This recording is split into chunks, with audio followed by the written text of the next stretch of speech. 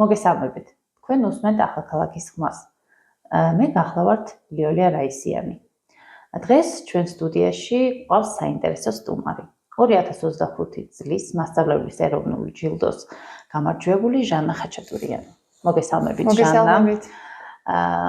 მადლობა რომ გვესტუმრეთ პირველ რიგში. საზოგადოებას ძალიან აინტერესებს თქვენი საქმიანობის შესახებ. როგორ მიაღწიეთ წარმატებას, რა გზები გაიარეთ, გვინდა რომ ცოტა მოგვიყვეთ. მადლობა, მიხარია რომ თქვენი სტუმარი ვარ, მადლობა რომ დაინტერესდით ჩემი წარმატების და დავიწყებ ალბათ იქიდან გულისხმობთ ალბათ ეროვნული ჯილდოს წარმატებას. რაც შეეხება ეროვნული ჯილდოს წარმატებას, დავიწყებ იქიდან რომ ზოგადად კონკურსები არ მიყვარს. არც ერთ კონკურსში ვცდილობ რომ მაინც დამეტყვი რომ რაღაცა სტრესულია ჩემთვის გარემო და ვცდილობ თავი ავარიდო. თუმცა ისეთმა ადამიანმა წარმადგინა ჯილდოზე, ჩემმა კოლეგამ, ქუთაისელმა კოლეგამ ნანა მარღანიამ, რომელიც 2024 წლის ათეულის წევრი გახლდათ, რომ პასუხისმგებლობა ძალიან დიდი ვიგრძენი, რომ მომივიდა შეტყობინება, რომ თქვენ ხართ წარდგენილი ეროვნულ ჯილდოზე, აუცილებლად უნდა შემევსო აპლიკაცია. აპლიკაციის შევსება მოითხოვს საკმაოდ დიდ ენერგიას და შრომას. ფაქტობრივად გამოდის, რომ შენი განვლილი პროფესიული ცხოვრების თვით შეფასებას აკეთებ. და უკვე ეს იმას ნიშნავს, რომ შენი თავის უკავშირი გააკეთე. იმიტომ რომ შენ გიწევს გაიხსენო, რა გავს გაკეთებული, რა პროექტები გააკეთე, რას აკეთებ, როგორ მუშაობ ბავშვებთან, ყველაფერზე გიწევს დაფიქრება. და პირველი ეტაპი რაც იყო, ეს იყო, წარმატკინე ეს აპლიკაცია, გადავიღე ვიდეო, ერთ-ერთი მოთხოვნა იყო, რომ უნდა გადაგვეღო ვიდეო ჩვენ შესახებ და გაგვეგზავნა. დაველოდეთ პასუხს, მოვიდა პასუხი, რომ თქვენ შერჩეული ხართ გასაუბრებისთვის, ოღონდ მაშინ მე არ ვიცოდი ეროვნული ჯილდოს შესახებ დეტალები, რომ თურმე გასაუბრებაზე იბარებდნენ 20 ადამიანს მხოლოდ და შესული იყო 3000-მდე, 2000, 3000-მდე იყო განაცხადი შესული. და მე ეს არ ვიცოდი, კიდევ კარგი არ ვიცოდი, იმიტომ რომ ძალიან მინერვიულებდი ამის შესახებ. მოკლედ გასაუბრება მქონდა 20 კაციანი ჟიურია ეროვნულ ჯილდოში, ეს ჟიური არიან საზოგადოების სხვადასხვა წარმომადგენლები, შეიძლება უფრო განათლების სფეროდან თავისთავად ცხადია ექსპერტები, მაგრამ არიან მაგალითად ჟურნალისტები, მსახიობიც და ასე შემდეგ. ცნობილი საზოგადო წევრები გახლავან ჟიურის წევრები. და ვიყავი გასაუბრებაზე ონლაინ ჩართვით. ძალიან საინტერესო იყო გასაუბრება. მე ველოდი რაღაც სტანდარტულ კითხვებს, თუმცა აღმოჩნდა, რომ ესეთი ძალიან ორიგინალური კითხვები, როგორ ვასწავლი დღევანდელ დღეს სამოქალაქო განათლებას, როგორ ახერხებ პრობლემებთან დაძლევას, როგორ უდგები თითოეულ ინდივიდს და ასე შემდეგ. გასაუბრებამ ჩაიარა სასიამოვნოდ და დაველოდეთ იმას, რომ უნდა გამოცხადებულიყო ათეული. სიმართლე გითხრათ, სადღაც რაღაცა 1% მქონდა, რომ შეიძლებოდა, მაგრამ აღმოჩნდა, რომ ათეულში აღმოჩნდი და ეს ძალიან დიდი გამარჯვება იყო ჩემთვის. სულ ვამბობ, რომ ათეულის წევრობა უკვე დიდი გამარჯვება იყო, რომ საქართველოში 10 საუკეთესო პედაგოგში მოხვდა, ეს დიდი გამარჯვება იყო. ამის შემდეგ უკვე როგორც იცით, ისე წავიდა, მოკლედ დაიწყო ჩვენ ვალდებულება ქონდა ათეულის წევრებს, რომ კონფერენციაზე უნდა შევხვდროდით ერთმანეთს, გაგვიზიარებინა ერთმანეთისთვის ჩვენი გამოცდილება, ჩვენი საგაკვეთილო პროცესის რაიმე, რასაც ფიქრობ, რომ წარმატებულად გამოგდის შენ და მე შევარჩიე პროექტული სწავლება, რომელიც სულ ახლახან მქონდა განხორციელებული მე-11 კლასში და ფიქრობ, რომ ძალიან კარგად ჩაიარა. ეს იყო პროექტი მრავალფეროვნება გვავსებს. ბავშვებმა გადავწყვიტე, რომ ეს პრეზენტაციებით და ამით აღარ ყოფილიყო, რაც ძალიან უკვე შაბლონი გახდა და ასეთი ორიგინალური გადაწყვეტილება ქონდა ჩემ კლასს და მე რომ დავდგით უხმო პანტონიმის თეატრი. და მიუხედავად იმისა, რომ არც არანაირი სარეჟისურო, არც სამსახიობო გამოცდილება არ მაქვს, რაღაცნაირად კლასი საინტერესო იყო, ამოყვნენ ბავშვები და გავაკეთეთ მოკლედ სხვადასხვა პატარ-პატარა უხმო, მაგალითად ერთ-ერთი იყო ასეთი, ქონდა მარიტა მარიტა გავაცოცხლეთ ქართული ჩვენი წარსულიდან, რომელიც საზოგადოებამ თავისი განსხვავებულობის გამო, თავისი განსხვავებული მაშინდელი საზოგადოებისთვის მიუღებელი ქცევის გამო გამოუტანა განაჩენი, რომ უნდა ჩაეკოლათ და ასე შემდეგ. მოკლედ ძალიან ბევრი მუსლიმანური სამყარო გავაცოცხლეთ, მალალა იუსუფზაი გავაცოცხლეთ, რომელიც იბრძოდა თავისი განათლების მიღებისთვის მუსლიმანურ სამყაროში და მსგავსი ადრეულ ქორწინება, სადაც ქალების უფლებები ირღვევა და მსგავსი სადღაც 5 სცენარი იყო და აი ეს ჩემი რეალურად განხორციელებული პროექტი წარვადგინე კონფერენციაზე და ვფიქრობ მოწონება დაიმსახურა, რომ აღმოჩნდა, რომ მე ხუთეულის გამოცხადებისას აღმოჩნდი ხუთეულში. ხუთეულის შემდეგ იცით, რომ მე დაჯილდოების ცერემონიალი 30 სექტემბერს შედგა და იქ ნამდვილად ყველასთვის სურპრიზი იყო, ვინ იქნებოდა პირველი გამარჯვებული მასწავლებელი და როგორც იცით, ასე დამთავრდა სასიამოვნოდ დაგვირგვინდა ეგ დღე და მადლიერი ვარ ეროვნული ჯილდოსიც, მადლიერი ვარ მთელი ქვეყნის თითოეული ჟიურის წევრის, რომ მენდობა გამომიცხადეს ამ ადამიანებმა. და ეს არის უდიდესი პასუხისმგებლობა აღიარებასთან ერთად, რომ მე უკვე ვფიქრობ და ხვდები, რომ გარდა იმისა, რომ მე ბევრი რთული და ჩემსავით ბევრმა მასწავლებელმა მე რომ ვამბობ არნიშნავს, რომ მარტო მე გამოიარა რთული გზა, წინ კიდევ მეტი პასუხისმგებლობით სავსე გზა მელოდება. და რას ფიქრობთ, მასწავლებლობა რა არის თქვენთვის? საკმაოდ რთული კითხვა სხვათა შორის, რა არის მასწავლებლობა, ერთი სიტყვით გიპასუხოთ. მასწავლებელი, მე ვფიქრობ, რომ ჯერ უნდა იყოს პიროვნება. თუ პიროვნება არ არის შემდგარი, თუ ის ღირებულებები არ გააჩნია, რაც უნდა კონდეს შემდგარ ადამიანს, ის ვერ იქნება მასწავლებელი. კარგი მასწავლებელი ვერ იქნება. იმიტომ რომ რაც არ უნდა მე თეორიულად ვასწავლო, ბავშვები სწავლობენ ზოგადად მოდელით, მაგალითით. ერთს ვამბობდე და მეორეს ვაკეთებდე, როგორც მშობელიც უნდა ვიყო მე ჩემი შვილების მაგალითი, ისე უნდა იყოს მასწავლებელი ყოველთვის მაგალითი. მით უმეტეს თქვენ იცით, რომ მე ვასწავლი სამოქალაქო განათლებას და ვარ ფილოლოგი და ეს არაჩვეულებრივად ინტეგრირდება და ერწყმის ერთმანეთს, რომ სამოქალაქო განათლებას ვერასწავლი ისე, რომ პარალელს არავლებდე ფილოლოგიასთან, ლიტერატურასთან, რაც სიღრმისეულად მაძლევს საშუალებას, რომ ბავშვებმა გაიაზრონ სიღრმისეულად რა არის მაგალითად რატო ვასწავლი, რომ უნდა ვიყო ტოლერანტი. რას ნიშნავს ტოლერანტობა? ეს არ არის უბრალოდ ლიტონი სიტყვები, რომ უნდა იყო ტოლერანტი. რომ ეს მიმღებლობა ჯერ ჩემგან უნდა მოდიოდეს მასწავლებლისგან, მე უნდა ვიყო მოდელი და მე ვასწავლო მას რა არის მიმღებლობა, რა არის განსხვავებულ გარემოში ცხოვრება, ერთმანეთის აზრის პატივისცემა, მოსმენა და ასე შემდეგ. და ჟანა, ძალიან მაინტერესებს სკოლაში რო დაბრუნდით, როგორ შეხვდნენ მასწავლებლები და მოსწავლეები. ამ დიდი წარმატების შემდეგ. დიახ, ძალიან ემოციური ფონია, ჯერ კიდე ალბათ არ ჩამქრალა ჩემში ეს ემოციური ფონი და მართლა მეც სხვანაირად შევედი კლასში, ჯილდო წამოვიღე. სკოლაში აუცილებლად მინდოდა რომ ჩემი კოლეგებისთვის, ჩემი მოსწავლეებისთვის მეჩვენებინა და ბავშვებმა ფოტოები გადაიღეს ჯილდოსთან ერთად, იმიტომ რომ ეს ჯილდო მარტო ჩემი არ არის და მე ეს სიტყვაშიც თქვი და ყოველთვის გავმეორდები, რომ ეს ჯილდო ჩემი მოსწავლეების და სკოლის გარშე არ იქნებოდა, წარმოუდგენელია. მე ზურგს რო არ მიმაგრებდნენ ის ადამიანები, სკოლა, კოლეგები, მოსწავლეები, ამას მარტო ვერ მიაღწევ ვერასდროს, ამიტომ მე გულწრფელად ვამბობ, რომ ეს ჯილდო ეკუთვნის ჩემ რეგიონს და ეკუთვნის ჩემს სკოლას და ჩემს მოსწავლეებს. დამხვდნენ ისე როგორც ველოდი და ყველაზე სასიამოვნო იყო, როცა მოსწავლეები გეუბნებიან, რომ მას იცით, თქვენ ეს მართლა დაიმსახურეთ. ყველაზე დიდი ჯილდო ეს არის მოსწავლისგან გულწრფელად წამოსული სიტყვები. აი ახლაც უნივერსიტეტიდან მოვდივარ და დამხვდა ყოველ ლექციაზე შესვლას მოხდება თითო სურპრიზი იმისა, რომ როგორი მადლიერები არიან სტუდენტები და მე არ ვიცი რა დავიმსახურე, მაგრამ მართლა უსაზღროდ მადლიერი ვარ თითოეული სტუდენტის და მოსწავლის. აი ამ ხელას სიყვარული რო გაიმეტეს ჩემთვის. მართლა. საინტერესო, ჩემთვისაც ახლა უკვე იმდენი ემოცია მაქვს, რომ კი, მადლობა. წარმომიდგენია ახლა თქვენ რას გრძნობთ. აბა რას გეგმავთ სამომავლოდ? სამომავლო გეგმები ძალიან დიდია. როგორც წეგან აღნიშნე, პასუხისმგებლობა ეს იმდენად გაასმაგდა, რაც მქონდა მეტი პასუხისმგებლობა და მეკისრა. ერთადერთი ვფიქრობ, რომ მე მომეცა მასწავლებლის ეროვნულმა ჯილდომ მომცა შანსი იმისა, რომ ცოტა უფრო მაღალი პლატფორმიდან შევძლო ჩემი სკოლის, ჩემი რეგიონის და არა მარტო ჩემი სკოლების პრობლემების გაშუქება. მივაწვდინო ხმა იქ, სადაც შეიძლება რომ რაღაცა მოვაგვარო, დავეხმარო ჩემს მოსწავლეებს და ყველაზე მთავარი, რასაც გეგმა ვისა, რომ გასმაგებულად მაგალითად ჩემს მოსწავლეებთან გავაგრძელო მუშაობა იმისა, რომ მეტად პასუხისმგებლიანი მოქალაქეები გავზარდო მოქალაქეები დემოკრატიული ღირებულებით. ეს არ არის უბრალოდ სიტყვები. დემოკრატიული ღირებულების მქონე მოსწავლე ნიშნავს მოქალაქეს, რომელსაც შეუძლია მოსმენა, სხვისი აზრის პატივისცემა.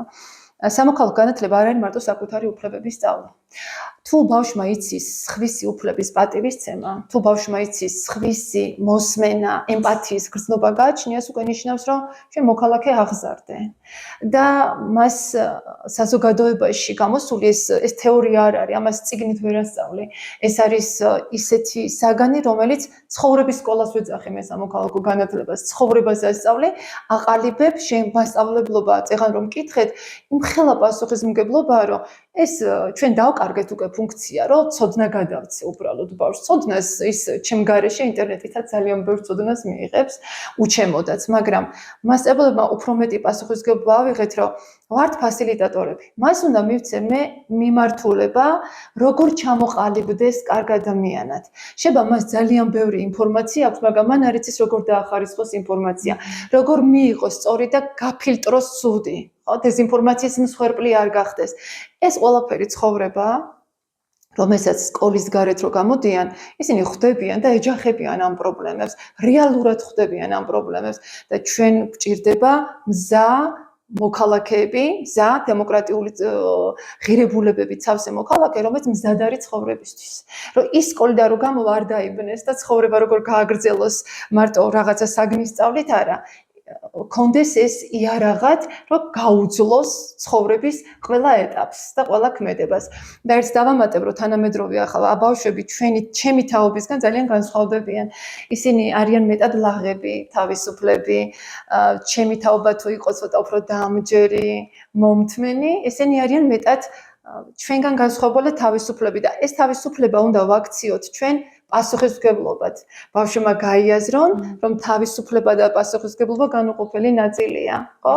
და ეს არის ზუსტად ჩვენი ფუნქცია და მე ვეცდები, რომ მომავალში გასმაგებულად ყველა ჩემ მოსწავლესთან, ინდივიდთან მივიდე და ასეთი მოქალაქეები შევქმნა.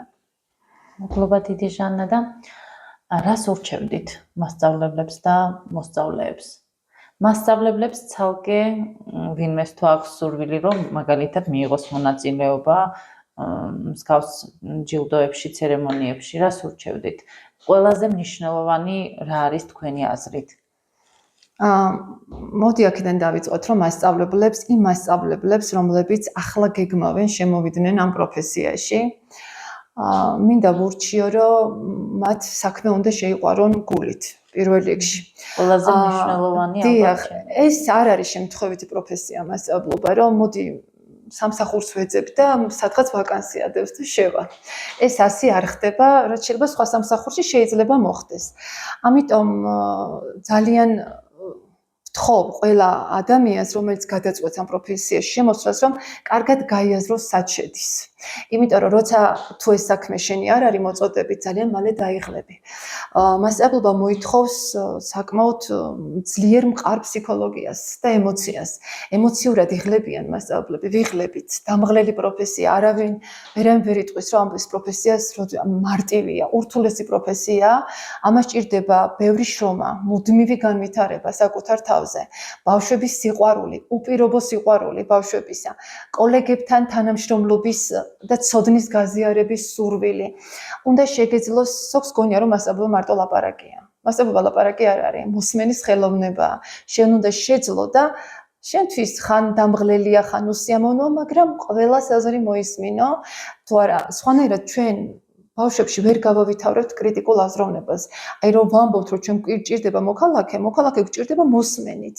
მარტო ჩემი ლაპარაკით მოქალაქე ვერ შეიქმნება. ჩვენ მათი პრობლემები უნდა მოვისმინოთ, უნდა გავიაზროთ, ვალაპარაკოთ, გახსნილები იყვნენ, თუ ნდობა არ გამოგიცხადა მოსწავლემ. ის არ არის შემდგარი გაკვეთილი. და კიდევ გამეორდები, რომ მასწავლებელმა უნდა შეძლოს გაკვეთილზე მოტივაციის გაღვევება. ცოდნის გადაცემა ყველაზე ადვილი ამბავია, ეხლა მე შევალ და ვასწავლი დემოკრატია რა არის. მაგრამ ეს არ არის მხოლოდ და უჩემოდაც კიდევ ვიტყვი, რომ უჩემოდაც წაიკითხავს და ნახავს დემოკრატია რა არის. აქ სხვა რამეშია მთავარი საიდუმლო, რომ შენ უნდა შეძლო აი იმ ცეცხლის ანთება გაკვეთილზე, რომ თითოეული ჩაერთოს გაკვეთილში და თავი იგრძნოს პროცესის მონაწილედ. თუ მან თავის სტუმრად იგრძნო, ის საათს უყურებს გაკვეთილი, როდის დამთავრდება. და ასეთი გაკვეთილი შემდგარი არ არის. გაკვეთილია შემდგარი, როცა ბავშვს აღარ უნდა კლასიდან გასვლა, ან მორბის შენ გაკვეთილზე, ვიცის რომ შენი გაკვეთილი იწყება. ეს თუ მიაღწია ამას თუ მიაღწია, ჩათვალეს რომ მან ამ პროფესიაში რეალიზება მოახდინა და ის უკვე არის თავისი საქმის პროფესიონალი. და ვურჩევდი ყველა მასწავლებელს, ყველა ახალგაზრდა მასწავლებელს, რომ აი გაითვალისწინოს, შეძლოს ეს რაც მე ზემოთ აღვნიშნე, შეიყვაროს საქმე, შეიყვაროს ბავშვი, შეცდომების არ შეეშინდეს, შეცდომების გარეშე ვერავინ ვერაფერს ვერ ისწავლის ამ ქვეყანაზე. ძალიან ბევრჯერ შემშლია, ძალიან ბევრჯერ გაკვეთილი არ გამომსვლია, მაგრამ ეს იმას ნიშნავს, რომ მე ჩემ შეცდომებზე უნდა ვისწავლო და ასე ვითარდებით ადამიანები. თუ არა, ხა ბრწყინვალე მე არ დამიწყია კარიერა, რა ვიცი, მასწავლებლად არ დავბადებული ვარ, ხო, მასწავლებლად ნელ-ნელა შევიქმნი, თუმცა მოწოდება მასწავლებლობა იყო ჩემი ყოველთვის. დამატებითი ერთი კითხვა მაქვს, თუ ოცნებობდით ბავშვობაში მასწავლებლობას? კი, აი ეს კითხვა ბევრჯერ დამისვეს, რომ მასწავლებლობა მე ვერ ვიხსენებ, უბრალოდ როდის შევარჩიე, ავირჩიე ეს პროფესია, იმიტომ რომ რაც ჩემი შეგნებული ცხოვრება მახსოვს, სულ მასწავლებელი ვიყავი ჩემ გონებაში. ბავშვებში, ბაღში, ყველას ვასწავლიდი. სულ წიგნები მე და აი ჩემი თამაში იყო ასე, ვიყავი მასწავლებელი. და სხვა პროფესიაში ვერასდროს ვერ წარმომედგინა საკუთარი თავი და ასეც დავიწყე უნივერსიტეტი დავამთავრე თუ არა რატომღაც ისე მოხდა რომ ესეთი პლატფორმა მოხდა და უნივერსიტეტში აღმოვჩნდი 22 წლის ასაკში და დღემდე მოკლედ ასე გაიარა ჩემმა ცხოვრებამ რომ ვარ განათლების სისტემაში და მადლობა ღმერთს ამისთვის. და მოსწავლეებს გასურჩევდით ეგეც რომ დაამატოთ და მოსწავლეებს რჩევა ცოტა ის არის რომ აქ უფრო მასწავლებელთა რჩევა უფრო მეტი მექნებოდა ვიდრე მოსწავლეებთა, მაგრამ მოსწავლეებსაც იმას ურჩევდი რომ გაითვალისწინონ რომ მასწავლებლებსაც აქვთ უფლებები, მასწავლებლებსაც სჭირდებათ სიყვარული, უპირობო სიყვარული მათაც სჭირდებათ, რამდენადაც გასცე, თუმცა ბავშვი არის ესეთი არსება, რომ შენ თუ გასცემ სიყვარულს 100 მაგს გიბრუნებს, ამას ვერ ვეტყვი, 100 მაგი მოდის ბავშვებისგან. შეიყვარონ და პატივისცენ თავიანთ მასწავლებლებს, რომ წლები რო გავა, მე აუცილებლად შეიძლება რაღაცა ინანონ, ასე რომ სიყვარული და ეს სკოლის წლები, რომელიც აღარ ბრუნდება და ყველაზე მთავარი ბაზა განათლების საჩილებას შეივსონ, ეს არის სკოლის პერიოდი და ვურჩევდი, რომ არ გაფლანგონ ეს დრო და ნაყოფიერად გამოიყენონ თავიანთი ლამაზი პერიოდი სკოლაში. ჟანა, რა სირთულეებს აწვდებით სკოლაში? ზოგადად დღევანდელ საგანმანათლებლო სისტემაში სამწუხაროდ კიდევ ბევრი პრობლემაა მოსაგვარებელი. გაუთავებელმა რეფორმებმა მასწავლებლების სხვათა შორის დააბნია და დაღალა და ეს ფრუსტრაციის ჩასვდნენ მასწავლებლები. თუმცა ამას გარდა ყველაზე მთავარი საკითხი ის არის, რომ პროფესიონალი კადრების ნაკლებობა სკოლებში. ქალაქში იმდენად ეს არის გრძნობა, როგორც მაგალითად სოფლის სკოლებში. მე მიმუშავია სხვა პროექტებში და მონიტორინგებზე ყოფილ ვარ სკოლებში, სოფლის სკოლებში და წავწყდომი ვარ ისეთ პრობლემებს, როგორიც არის მაგალითად ასწავლიან სახელმწიფო ენას, რომელზეც საერთოდ ვერ საუბრობენ თვითონ. ასწავლიან მათემატიკას, რომელზეც აქვს საექთნო დამთავრებული. და მსგავსი საკითხები განათლების სისტემაში ეს კატასტროფაა. ჩვენ ვღებულობთ ბოლოს ისეთ შედეგს, რომ მაგალითად ფირზის თუ ნებისმიერი კვლევების თანახმად აღმოჩნდება, რომ საქართველოს განათლების სისტემით დგას ბოლოდან მეორე ან მეოთხე ადგილას, რაც რა თქმა უნდა კატასტროფაა ჩვენთვის. ამიტომ ეს საკითხი მე ძალიან მაწუხებს, რომ სკოლებში უნდა შევიდეს ინტელიგენციის დიდი ნაწილი, მაგრამ ინტელიგენცია რო შევიდეს სკოლაში, მას სჭირდება мотиваცია და დაინტერესება სახელმწიფოს მხრიდან, რაც პირველ რიგში მატერიალურად უნდა აისახოს, რომ ეს ინტელიგენციის რაღაცა ნაწილი შევიდეს სკოლაში, რაც მე ვფიქრობ, რომ ძალიან კარგ შედეგს მისცემს საგანმანათლებლო სისტემას. მეორე ეს არის რომ ინფრასტრუქტურა, მოუგვარებელი ინფრასტრუქტურა ძალიან ჯერ კიდევ პრობლემაა სოფლებში, თქვენ ალბათ იცით როგორ სკოლებში უწევთ ბავშვებს სწავლა, როგორი საკლასო ოთახები აქვთ, არის სკოლები სადაც ისევ ღუმელი დგას და შეშით თბებიან, თუმცა ბავშვები ინტერნეტით სულ სხვა სამყაროში ცხოვრობენ და ეს სამყარო თავიანთი რეალური სამყარო და არარეალური სამყარო ერთმანეთისგან ძალიან განსხვავდება და ბავშვები ინტერესს კარგავენ, ავტომატურად ინტერესს კარგავენ სკოლისადმი. რითი უნდა დააინტერესოს მასწავლებელმა, როცა უკეთეს რაღაცას ნახავს ინტერნეტში, ხო? ამიტომ მასწავლებელს უწევს ზღვა შრომის ჩადება, შეიძლება შედეგი 0 იყოს, იმის გამო რომ თეორიული მასალით დღევანდელ ახალგაზრდობას ვეღარ დააინტერესებს. ეს არის პრობლემა. მას ჭირდებათ ტექნიკა მათ, ხო? ჭირდებათ მეტი თანამედროვე წიგნებით აღჭურვილი ბიბლიოთეკა, ჭირდებათ ლაბორატორიებით აღჭურვილი სკოლა, რომ ფიზიკა იქნება, ქიმია თუ ნებისმიერი მსგავსი საგანი ისწავლონ აი ასეთ აღჭურვილ შენობებში და კლასებში. რა თქმა უნდა, მე უკვე აღმოჩნდებით ხოლმე, რომ რეგიონის ბავშვები და დედაქალაქის ბავშვები ერთმანეთისგან რატომ განსხვავდებიან? განსხვავდებიან იმიტომ კი არა, რომ ვინმე უკეთესი ბავშვი იბადება იქ და რეგიონში ნაკლებად არა, არავითარ შემთხვევაში, უბრალოდ ხდება ის, რომ ისინი მეტად მოწყობილ კომფორტულ გარემოში სწავლობენ და რა თქმა უნდა, არაფორმალურ განათლებას ემატებებთ, რომ გარემო მათი არაფორმალურ განათლებას აძლევს მეტ შესაძლებლობას და აი ასე ხდება ხოლმე სამწუხაროდ მერე საზოგადოების დაყოფა, იქიდან გამომდინარე, რომ ვიღაცამ უკეთესი განათლება მიიღო, ვიღაცამ იმის გამო, რომ არ იყო სახელმწიფოებრივი ხელშეწყობა, ვერ მიიღო საკმარისი განათლება. მთელი რიგი პრობლემები განათლებაში, რომელიც მოსაგვარებელია საზოგადოების თუ სახელმწიფოს მხრიდან არის ესენი. ძალიან დიდი მადლობა. ძალიან დიდი სიამოვნება მივიღე. მადლობა. ეს იყო ახალქალაქის ხმა, დარჩით ჩვენთან ერთად.